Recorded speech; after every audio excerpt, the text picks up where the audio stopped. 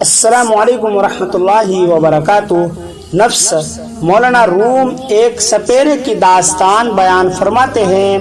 وہ سانپوں کی تلاش میں جنگلوں اور بیابانوں میں برف باری کے بعد سانپوں کی تلاش میں نکلا۔ ایک جگہ اسے بہت بڑا مردہ اژدہا نظر آیا تو اس کے دل نے سوچا کہ اس کو کس طرح شہر لے جاؤں اور اس پر ٹکٹ لگا دوں تو بہت پیسے کماؤں گا۔ تو پھر وہ بڑی مشکل اور تکلیف سے اس کو کھینچ کر شہر لے آیا۔ لوگوں نے جب سنا تو شہر کا شہر امڈ آیا۔ اژدہا جو اصل میں مردہ نہیں تھا، برف باری میں ٹھنڈک کی وجہ سے اس کا جسم سن ہو گیا تھا۔ ہجوم کی گرمی نے اور سورج کی حرارت نے اسے پھر سے ٹھیک کر دیا اور اس نے حرکت کرنا شروع کر دی۔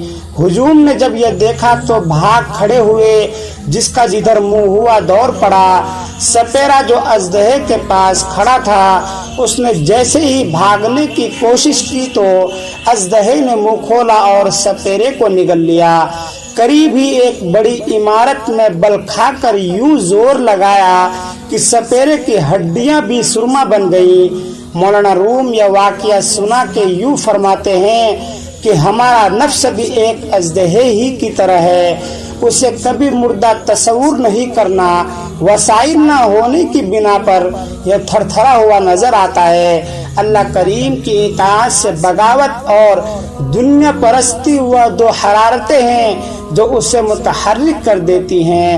اس لیے استغفار کیا کریں اور اللہ سے نفس کی قید سے بچنے کی دعا کیا کریں۔